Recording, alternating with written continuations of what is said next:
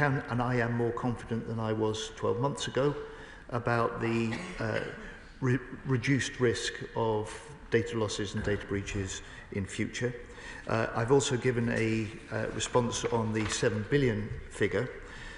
The estimated full costs of all Afghan schemes that will run to their completion from start to finish because of the savings derived from the policy decisions we've taken today will be between 5.5 and 6 billion pounds. The cost of the ARR scheme to date, the cost and the sums committed to bring the 900 principals and their immediate families that are in Britain or in transit is around 400 million, and I expect a similar sum to be the cost of those still to come. Mr. Speaker, finally on RIMA, I think I said in my statement to the House that RIMA recognises the uncertainties, recognises the brutal nature of the Afghan Taliban regime, recognises that there can never be any risk, there can never be no risk in any judgments and decisions like this. It's one of the reasons that this is a decision that the government and I have taken with hard deliberation and serious intent. And, Mr. Speaker, I hope that the House will back it this afternoon. Thank you very much, Mr. Speaker.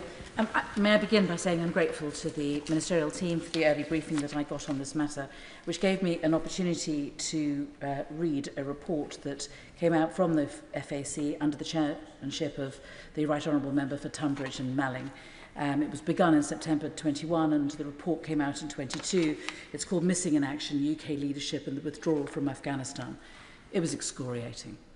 The manner of the withdrawal of international forces from Afghanistan was a disaster, a betrayal of our allies, and weakens the trust that helps to keep British people safe. It said the government should keep better records securely held on locally employed staff, and we've heard this is one of the many data losses from ARAP, to ensure that any evacuation can be carried out more effectively. It should devise a policy based on clear and fair principles about the assistance which will be offered to local partners in the event of a security deterioration and report to us when that has been done. I hope that such a policy has been developed, that more lessons have been learned and that the ministers will report to my committee about where we are now. Mr. Speaker, I'm sure that ministers will report to her committee if she invites us to do so. And she's right to make that big argument that anyone providing data to the British government has a right to expect that personal data to be stored securely, handled safely, and not to be subject to the sort of loss or breach that too often we saw with the early days of the Afghan relocation schemes. Father of the House, Sir Edward Lee. I commend the Secretary of State for his honesty and agree with everything he says in his statement. What an appalling mess, but part of the original sin of us intervening militarily and then scuffling out. Can I take it on a wider point that we've learnt our lesson now and we've got over the sort of liberal imperial itch of the Cameron and Blair areas to intervene militarily in ungovernable countries such as Iraq, Afghanistan, Syria and Libya? Let's now just move on, but I support what he said. Sir Stead. I'm grateful to the honourable gentleman for his remarks. I'm certainly grateful to his for his support for my statement this afternoon. Although he hasn't said it, he's a big champion of press freedom, and I expect that he also recognises that an important part of our decision has been this period in which we've seen no public knowledge, no media reporting, no parliamentary accountability, and we set that right today. Louise Jones.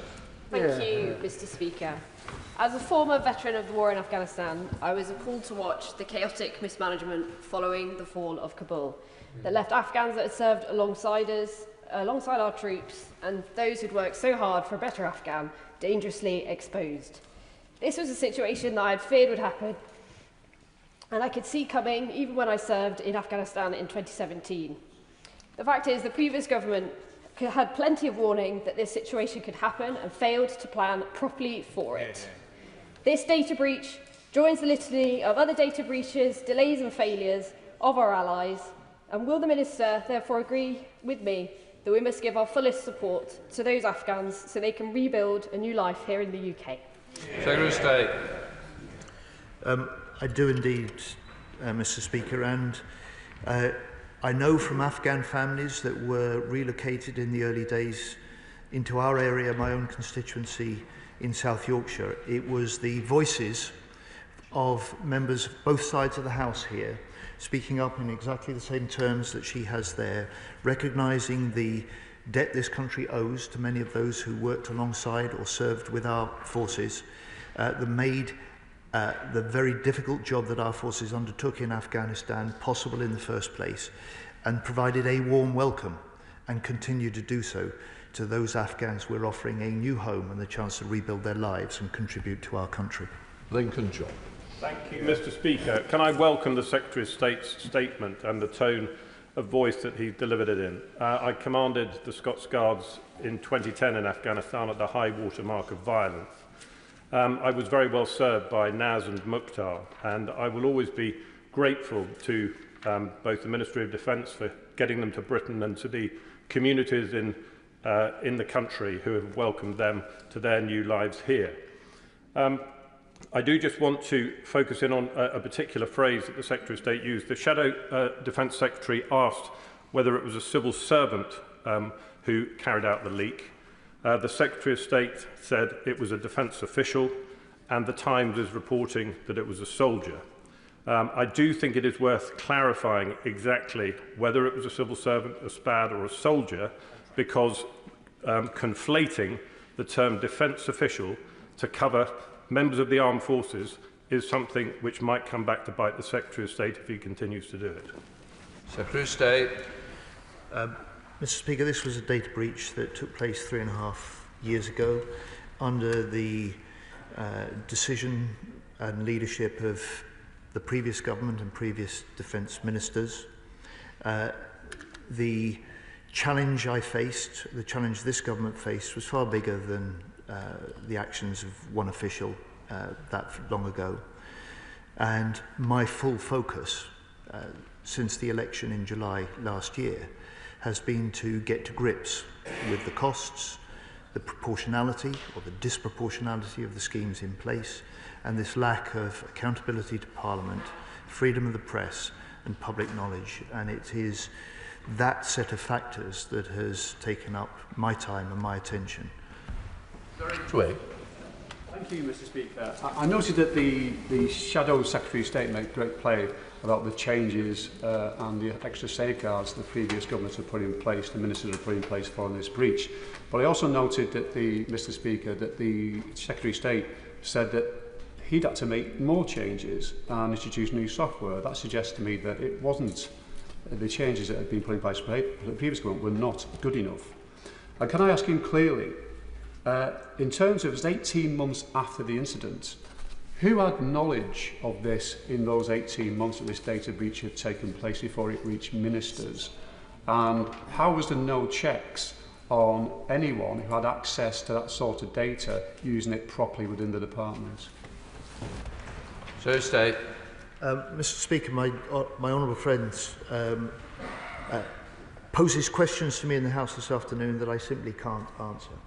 They date from a period that was well before I took office, and as he above all will appreciate, as a new minister, you have no access to the policy advice, the legal assessments, any of the papers or even the threat assessments that the previous government and ministers may have commissioned. That sort of subject, if I may, is, I think, proper material for the committee on which he serves in such a distinguished way on the Defence-led Committee, perhaps to take a deeper look and to call witnesses that may be in a better position to answer those questions than I can this afternoon. And finally, on the question of software, I'm afraid I'm one of the last people to be able to give authoritative views on the question of cybersecurity and up-to-date software. But I think it must be in the nature of this that such requirements for new software, for constant updating, is indeed constant. And so the fact that we have taken the steps in the last 12 months that I and our experts have regarded as necessary doesn't necessarily mean that the steps taken by previous ministers were inadequate. But what I can say, of course, is that in the Shadow Defence Secretary's position, during that period of opposition, we were aware we exposed some of the building backlogs in casework, the regular data breaches, and the broken promises, sad to say, particularly in the early years, that too often characterised these Afghan relocation schemes. Thank you, Mr. Speaker. I too welcome the statement given by the Secretary of State today, and as a member of the Defence Select Committee, I'm looking forward to giving this the due scrutiny that it deserves. So I won't go into the things within the actual report, but I think it's important to clarify. Is the Secretary of State also able to say whether the data breach in question, as in the past, or maybe now, be putting any serving members of the UK Armed Forces at risk? Secretary of State. I look forward to being called and giving evidence to his committee, if indeed it does launch such an inquiry. To the best of my knowledge and belief, no serving member of our armed forces is put at risk by the data loss. Thank you, Mr. Speaker. It's staggering to hear yet another serious data breach under the previous Conservative government. Would the Secretary of State, well, they can bicker from the other side, but it was clearly a mistake when they were in power. Would the Secretary of State agree with me that we've inherited a chaotic and poorly managed system, and can he tell us what systems have been put in place to correct this so we won't see more systems where you are emailing an Excel spreadsheet absolutely beggars belief? Can we confirm that this would never happen again? Thank you. Secretary of State. My honourable friend is absolutely right in the criticism she levels, but I would just say to her, I don't think any minister can stand here, or no chief executive of any organisation can stand say with guarantee there will never be a data breach, a data loss, or a data error in that way. What I can say is we've taken steps to reduce the risk for that, and that we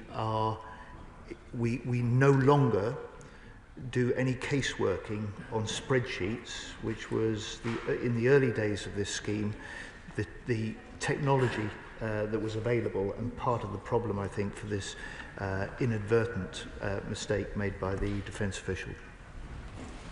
Sir Julian. What worries me more than the lifting of this super injunction is the fact that we've closed down all the Afghan schemes at the very time that undocumented Afghans who felt it necessary to flee to Iran and to Pakistan are being rounded up for forcible repatriation to an Afghanistan led by the Taliban. I understand that the investigation over our obligation to the triples, the special forces that our forces trained, will be continuing, and I welcome that. Can the Secretary of State confirm that despite the closure of the schemes, anybody who is found to have worked very closely with our armed forces, who is in imminent danger, can still be rescued and admitted to this country? Secretary of State.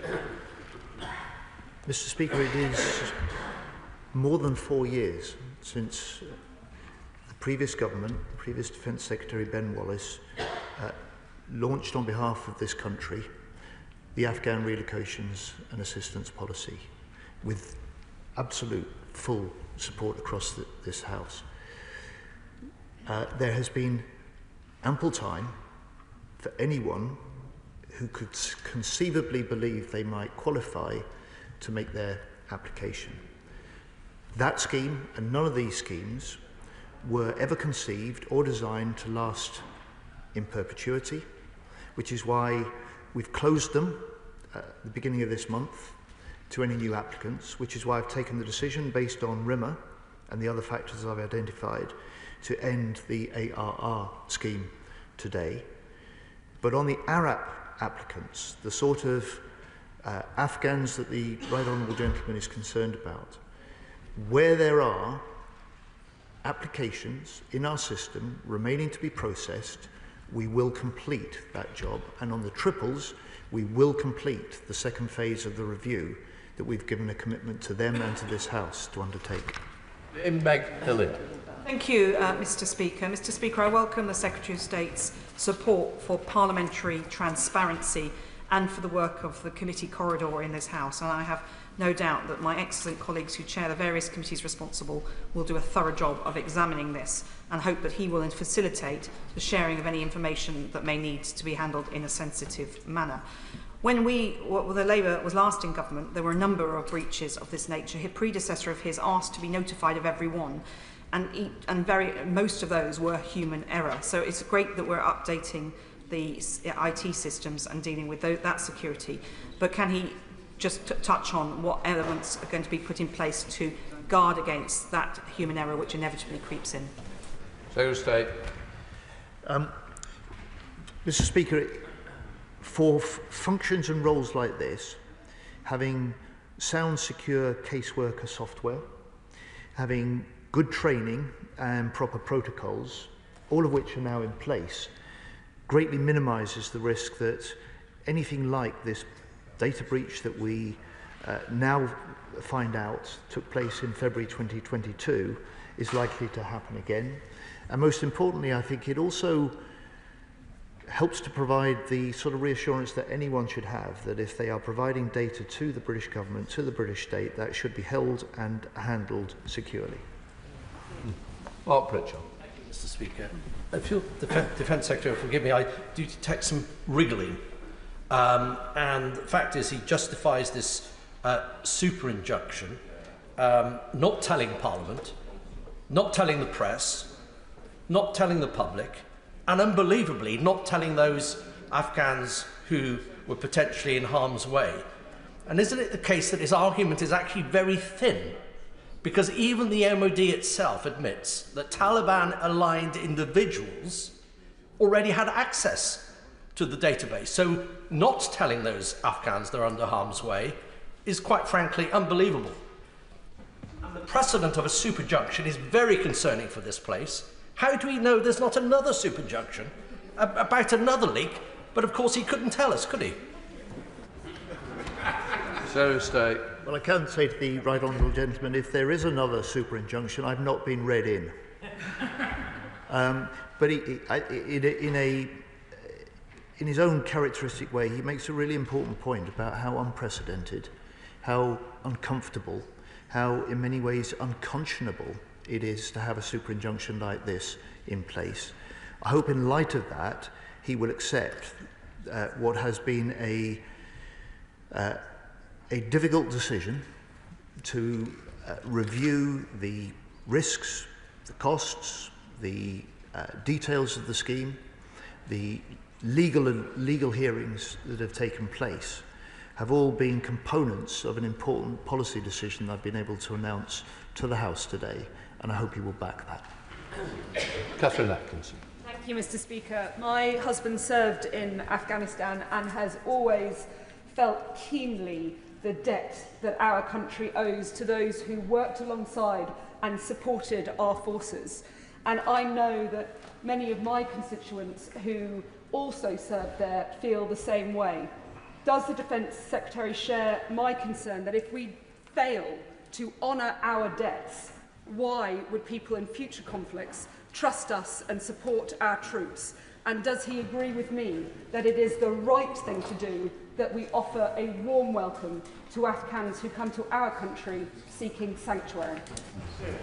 100%, Mr. Speaker. My honourable friend speaks so plainly, so forcefully and so passionately. And it was one of the things that struck me most 4 or 5 years ago in the Shadow Defence Secretary's role, as we debated the obligation to put in place the ARAP scheme, that those who felt fiercest were understandably those who had served. Those who had, in this House, had been part of the 140,000 British men and women over 20 years that had served in Afghanistan, because they recognised just what a debt this country and they owe to people like those that her husband speaks about. Gentlemen. Mr Speaker, I welcome the Secretary of State's pledge to restore full accountability for the Government's relocation schemes, but I am saddened that this is the first opportunity that we've had to talk about the closure of the ACRS and ARAP schemes on the floor of this House, given that those were announced by written statement at very short notice only 2 weeks ago. Can I ask a couple of specific questions? On the ARR that we've only found out about today, he mentioned 600 invitations that will be honoured. For those who were not accepted and part of the breach, are they aware of that? On ARAP, it has been closed to new applications, but again, and I've asked the Minister for the Armed Services about this before, what is the communication strategy for updating them? And on ACRS, it was never open to vulnerable women and civil rights defenders that it was aimed to protect. Again, what communication will the Government have with those individuals who are in hiding either in Afghanistan or third countries? Secretary of State. Mr Speaker, we made the statement about the closure to new applicants of the ARAP scheme and the ACRS scheme that the Home Office runs on the 1st of July. The Honourable Lady will have had opportunity since then to raise those matters in this House if she chose to do so. And on the information to those who may be affected, we will honour those invitations that have been issued to 600 of those ARR individuals, and to everyone else on the data set. We have communicated that the latest position this morning. We are offering access to further advice through the government.uk designated area of the website, and that includes steps that individuals can take if they wish to get in touch with our Information Services Centre, a dedicated centre set up by the MOD in order to deal with questions and concerns that people may have. Stella, please. Thank you, Mr Speaker. It is a very shocking story that the Secretary of State has told us today, and I pay testament to his commitment to transparency about it. I would say that sadly for many of us, for whom that period of time will never leave us and our offices dealing with the hundreds of people ringing in, desperately distraught about what might happen to family relatives, it doesn't surprise us, because I have to be honest with the Secretary of State, this matter is not closed. I join with the member from New Forest East in being desperately concerned that we still have people who would have qualified under these schemes, but because of failures like this, fled Afghanistan or tried to go to other countries, we tried to raise with ministers but could not get meetings with them, and now we discovered there were secret schemes. He will understand that right now MPs' offices across this country will be hearing this and worried that again they will get those phone calls, that again they will have those queries. He's right that there must be parliamentary scrutiny. Can he just assure us that there will be additional resources to support us in supporting our constituents who will come forward, and that he will keep an open mind that even 4 years later there will still be cases that are relevant to this scheme that should be heard and should be giving sanctuary here if we are to honour our debt to those people who kept our forces safe? Secretary of State. Well, can I pay tribute to my honourable friend? She has been one of the most active, most assiduous members of this House in championing the cause of constituents who and others who may be trying to get access to the scheme. I just say to her, this is almost 4 years since, it's beyond 4 years since the ARAP scheme was first established. There are still 22,000 ARAP applicants whose applications will be processed, and where there is eligibility established, they will be offered the relocation that this country has undertaken to give them. And those applicants need not have applied from Afghanistan. Many indeed have. And for the ARAP scheme from the outset, one of its most important features with the Taliban taking over in Afghanistan has been that it's been former female Afghans female Afghans who formerly have worked alongside, and some even served in the Afghan forces alongside our own, that have been potentially at greatest risk, for whom the offer that this country has made to relocate to this country, rebuild and re-establish a life here has been most important. Sir Geoffrey Cliftonborough. Thank you, Mr. Speaker. Can I commend the Secretary of State for his calm and sensible way that he's announced the change in government policy today. Mr. Speaker, I can already announce to the House that since a briefing earlier today, I've made preliminary arrangements for MOD officials to come and address the PAC to examine the cost implications, the 400 million spent so far, and I think the Secretary of State said in parenthesis there will be another 400 million for the 600 based in Afghanistan at the moment who have received invitations under the scheme. Can he give me and the House an assurance that those 600 people who must be in some danger, if they do need assistance, that will be rapidly provided? Secretary of State. Mr. Speaker, the right honourable gentleman is very fast off the mark, and I'm glad that he's already issued his invitation to his committee. So he's asking for figures as chair of the PAC. So the cost of what has been spent and committed in order to bring and get into transit the 900 principals eligible under ARR plus their immediate family members to Britain is around £400 million. For the remaining members of the ARR and the immediate families who've been issued invitations, we expect something similar again. But because of the policy decisions, and he may want to probe this in his committee, that we've been able to announce, and the changes we've been able to announce to the policy and the programmes we inherited, it means that the taxpayer should be paying over the next few years 1.2 billion less, and that around 9,500 fewer Afghans will come to this country. Thank you, Mr. Speaker. I welcome the government decision to support the lifting of the super injunction today and bring this awful matter properly into the public domain. Does the Secretary of State agree with me that it's right and proper that this issue now is fully scrutinised by Parliament? Secretary of State. Mr. Speaker, I do indeed, and one of the important features for me in being able to make this statement, to set out the details before the House this afternoon, has been that we are now restoring the proper parliamentary accountability of government ministers and decisions we take and schemes that we run and spending that we commit on behalf of the taxpayer to this House. And I look forward to this House in this chamber, but I hope also in the appropriate select committee or committees will undertake that proper constitutional role in a way they've not been able to do so without being constrained over the last 2 years. Dave Dugan.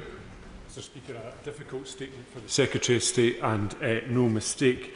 He says in his statement, though, that this was a breach of very strict data protection protocols. Well, on the basis of this breach and the other breaches around Afghan resettlement, clearly those protocols were not strict enough. He's declined to say whether it was a contractor or whether it was a civil servant or a service personnel. And I don't think anyone in this House wants to know who it was. I would like to know how senior that person was, because if it was a junior member of MOD staff, then that is, the delinquency is both systemic and personal. But if it's a senior member of MOD staff, the delinquency is purely personal on the basis of their knowledge and seniority.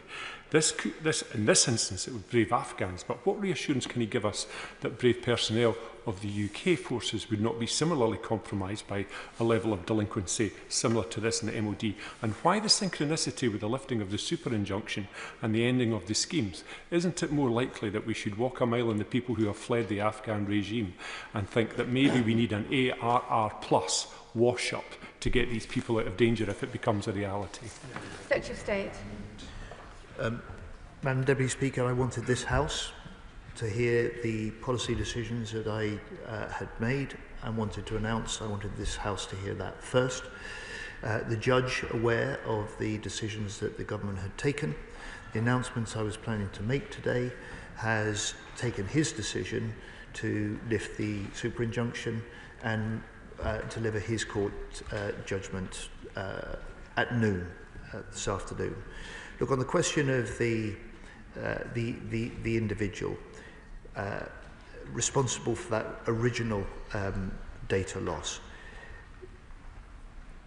that's not something I'm prepared to pursue in this House. It's not something that was, it's clearly the overarching responsibility of ministers at the time. And I would just say to him, my full focus has been to get to grips with what we inherited, to take a fresh look at the policy that was in place, and to be able to be in a position with the proper degree of deliberation and sound grounds to be able to come to this House this afternoon and announce the changes that I've done. Mark Ferguson. Thank you, Madam Deputy Speaker. I'm sure, like many members of the House, I feel a sense of anger that once again the Afghan people have been betrayed. I thank the Secretary of State for his candour in his responses and for lifting the super injunction which will allow proper parliamentary scrutiny. But will he assure me the 3 questions in particular will be answered? 1, how a year was allowed to pass between the initial leak and it being uncovered. 2, how an email with a spreadsheet attached was considered a serious way to send around what effectively amounted to a kill list of Afghans for the Taliban. And 3, it has been referred to the role of James Heapy in overseeing this. What role, if any, was held by the 2 Secretaries of State for Defence at the time, one who served until August 2023 and one who served from August 2023, to my mind, either side of the information coming to light. If we do not get to the bottom of those questions, we do an immense disservice to the British people, but worse, an immense disservice to the Afghans who've been let down once again. Well, my honourable friend signals some of the areas that the necessary parliamentary scrutiny will consider. I have to say to him it was 18 months, not 1 year, between the original data loss and it first being discovered and brought to Minister's attention in August 2023. It was a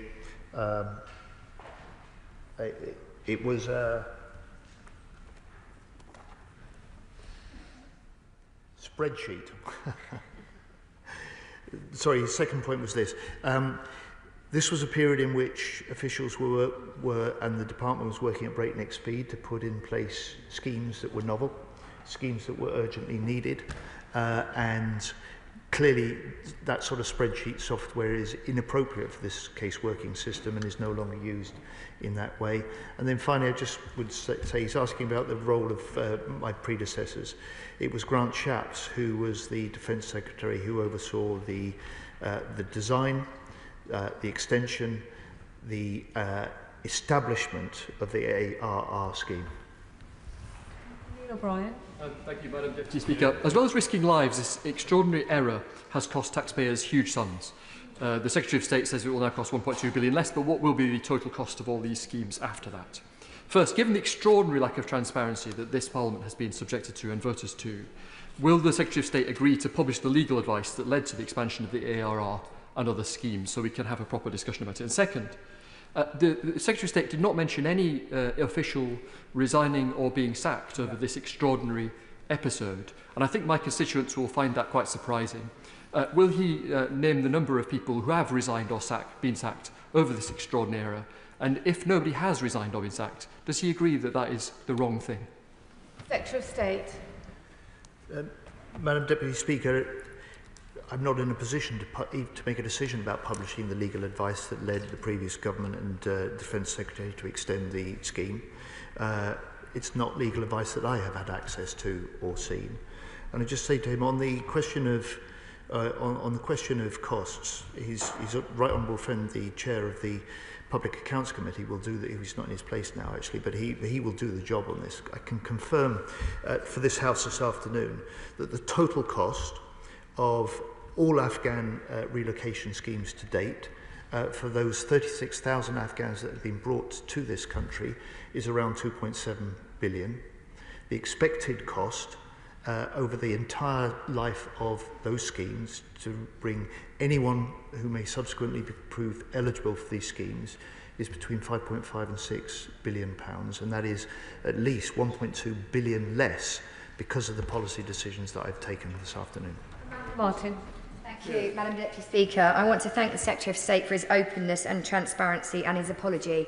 And whilst I'm on my feet, Madam Deputy Speaker, I'd like to thank Portsmouth City Council for their involvement in Afghan resettlement schemes, many of those who served along my constituency members in Portsmouth North. Madam Deputy Speaker, I welcome the decision today and the time this government has rightly taken to consider all of the options and examine the complexities through the RIMA review, the cost to taxpayers and the safety of those affected, alongside the need for transparency, openness in this House, to the press and also to the public. So, Madam Deputy Speaker, does the Secretary of State agree with me that we must, as a government, reaffirm our commitment to public transparency? Secretary of State. Madam Deputy Speaker, I do agree with my honourable friend. This House is doing so this afternoon in response to the statement that I've set out to the House. And can I say to her local council in Portsmouth, the role they are playing and councils across the country are playing in making sure that there is a warm welcome and a unified Afghan resettlement programme in place for those Afghans and their families that we are welcoming into this country is remarkable. We thank them for that, and we as a central government and this House couldn't see these schemes operate effectively without our local councils. Yeah. Duncan Smith. Madam Speaker, I commend the Secretary of State's statement today. I'm not going to dwell on the past because that will be something I'm sure the Defence Committee will have a look at and other committees. I want to bring him into where the future goes on this. Now, in closing all these schemes, there are still people out there who may not recognise the statement in this report that says no longer a widespread campaign of targeting individuals. I have one in my mind. The Minister of State knows exactly who I'm referring to, one Sami Atai, who is has fled and is in hiding in Pakistan. His brother has been arrested in their pursuit of him. He didn't get directly employed by the British government because he couldn't have done for security reasons, but testaments from people like General Ollie Brown and others all say that he saved lives for British servicemen and women. We owe people like that, surely, a debt of honour and gratitude for their work. So I simply put it to him, could he now look at what might replace the schemes that he's got rid of, which were inflexible, very narrow, and often left out those who really did this government a service. And I'd be grateful if he'd come up with some flexible idea in due course that allows some of these people, possibly, to seek succour here in the United Kingdom. State. I hesitate to be too blunt with the right honourable gentleman because I have a great deal of respect for him. But with any applicant, if they're not eligible for the criteria of the scheme that this House has approved and the government has in place and operates, that can really only lead to one decision. And I don't want to raise false hopes as he encourages me to look in a creative way at other options. My honourable friend, the Armed Forces Minister, is very familiar with this case.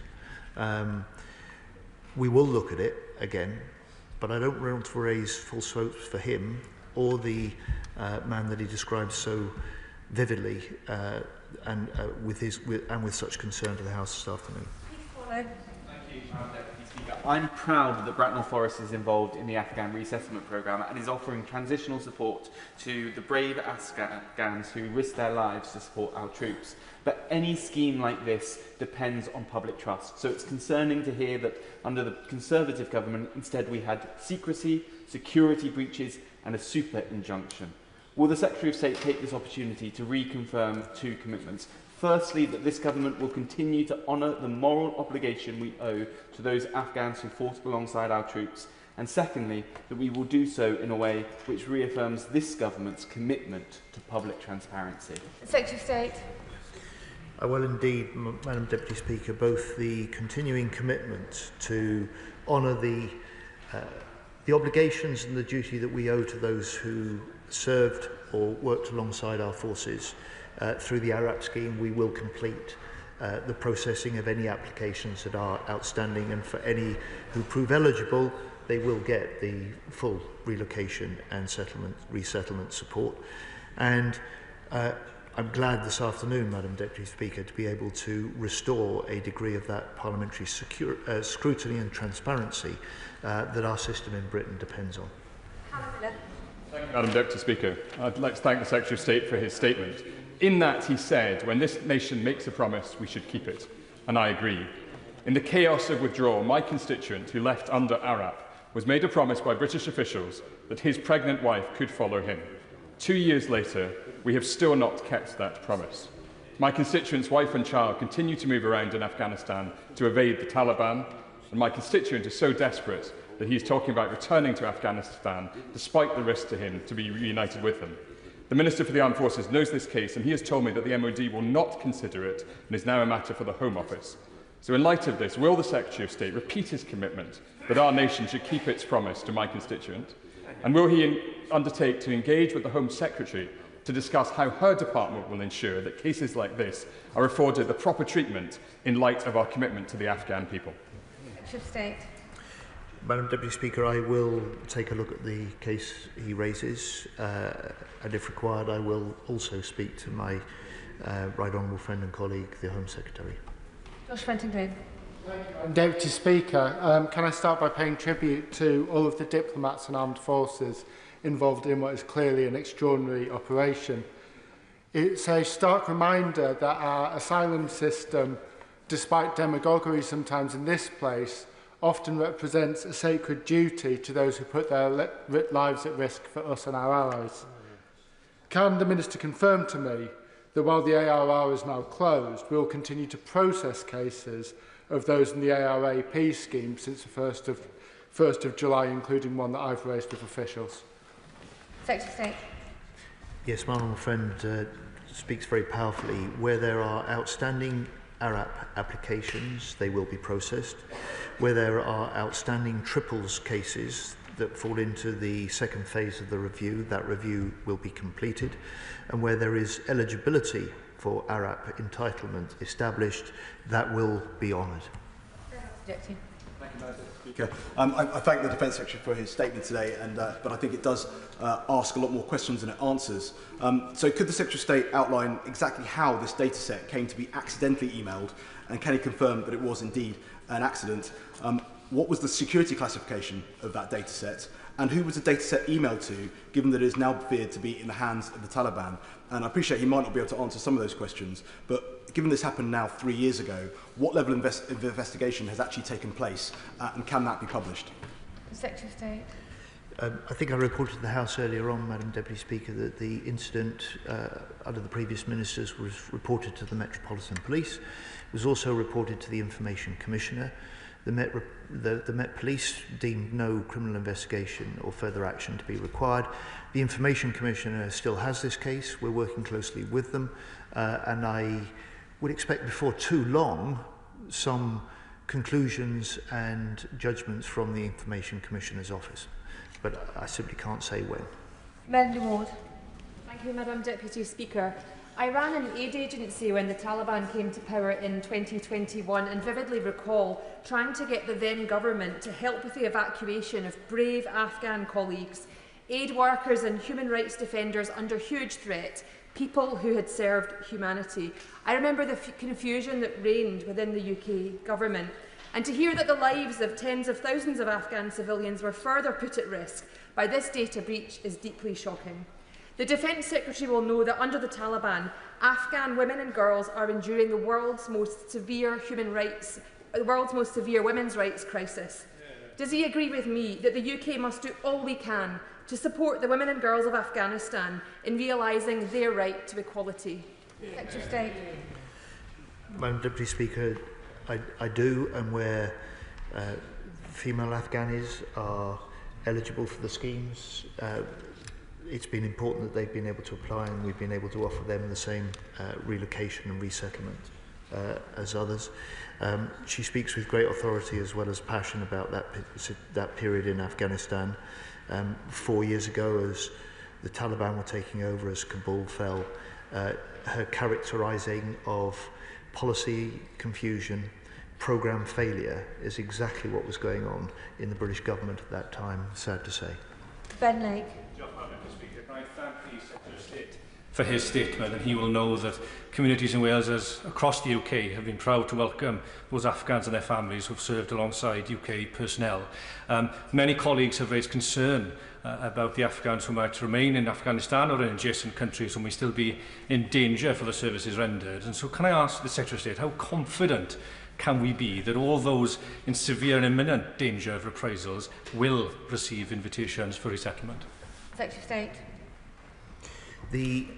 Those that have received the invitations will have those honoured. But I would just say to him, the concerns that he may have about the assessment of risk in Afghanistan, I'd recommend that he reads Paul Rimmer's report. It is comprehensive, it's up to date, it inevitably contains some uncertainties. It identifies the risks that are inevitably there in any policy judgments that a government minister like me must take. But I would also reinforce the points he made about the welcome and the pride in which the Welsh people did then and still do now embrace those Afghans that come to rebuild their lives in our country. Mary Linden. Thank you, Madam Deputy Speaker. My constituent has an active application to bring members of his family currently in a third country to safety in the UK. The MOD has advised him to assume that their data has been compromised, which is deeply concerning given the nature of the work he used to undertake. He has been told that this third country cannot be supported even though his family couldn't be safe in Afghanistan. So can the Secretary of State help to ensure that his case is accelerated given the further danger this data leak may have put his family in? Secretary of State. If my honourable friend writes to me with the details of the case that she cites to the House this afternoon, I will certainly take a hard look at it. Jim Shannon.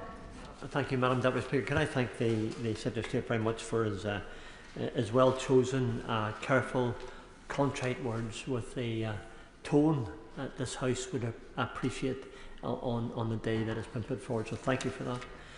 As an MP who has often decried the abandonment of those Afghanistan who helped to secure safety for our troops and whose job put them in the firing line, I have to say that I must agree with the principle of doing the right thing and being a nation that is seen globally as supporting those who support us.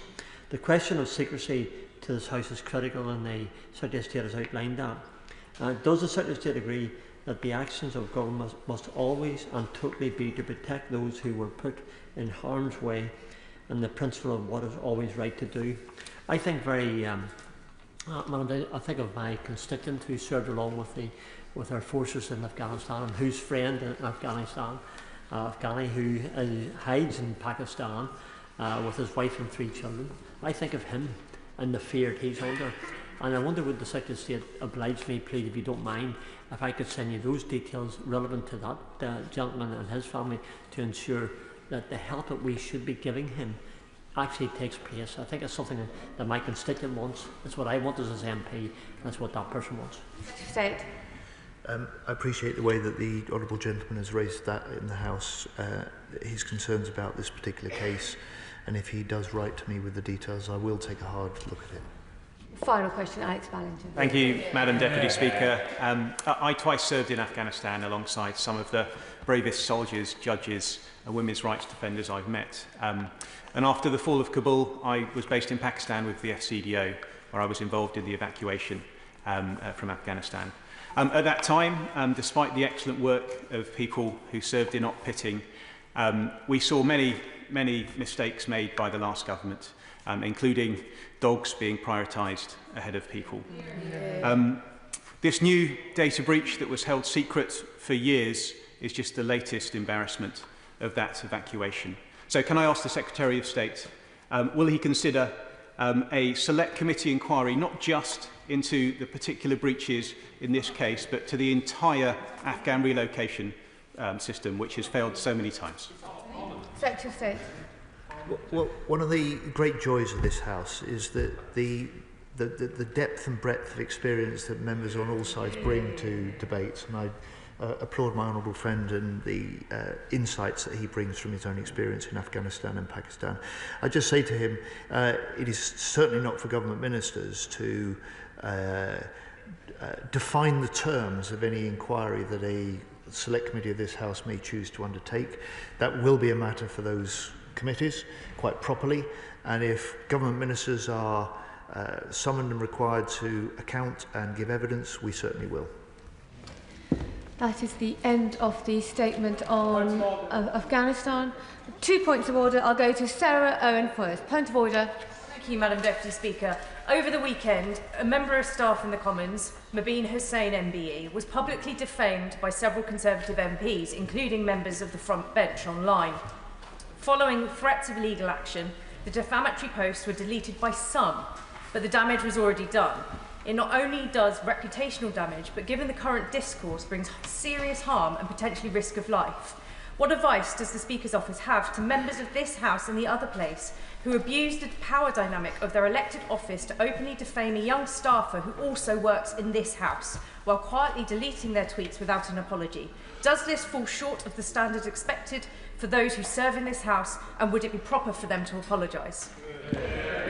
I am grateful to the honourable member for giving notice of her point of order. The Chair is not responsible for members' comments on social media, but I'm sure the table office will be able to advise them how to pursue the matter further. Point of order, Paul Foster. Thank you, Madam Deputy Speaker. Yesterday in Westminster Hall, the Northern Ireland Veterans Petition debate took place. Being mindful this is an exceptionally sensitive and emotive issue, Westminster Hall was at full capacity and we had many veterans in attendance and many more watching online.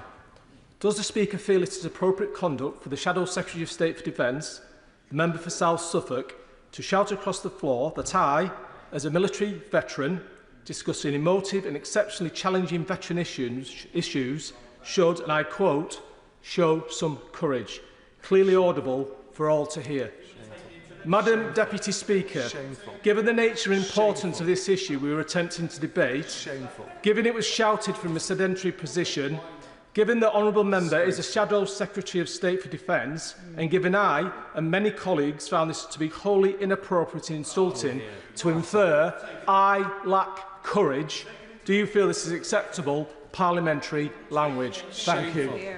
I am grateful to the honourable member for giving notice of his point of order, and I believe for confirming that he also notified the honourable member for South Suffolk. The remarks he refers to were not recorded in Hansard, but I will remind all honourable members that good temper and moderation are the characteristics of parliamentary language, and that heckling from a sedentary position from either side of the House does nothing to enhance the quality of debate. Okay, we now go on to... Do the front bench wish to shuffle out before we go on to the next bit of business? Thank you.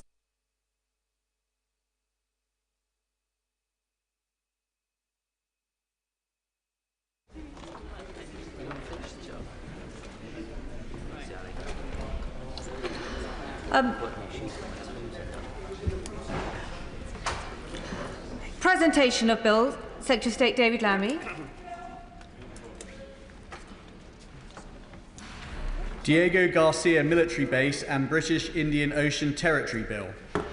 Second reading what day? Tomorrow. Tomorrow. I now go on to the 10-minute rule motion, human fertilisation and embryology. I come to Dame Caroline Dinage. Thank you very much, Madam Deputy Speaker. I beg to move that leave be given to bring in a bill to make provision about the regulation of online providers of fertility and certain ancillary services by the Human Fertilisation and Embryology Authority and for connected purposes. Madam Deputy Speaker, having a child is variously viewed as one of the most life-changing, exhausting, expensive, thankless, frustrating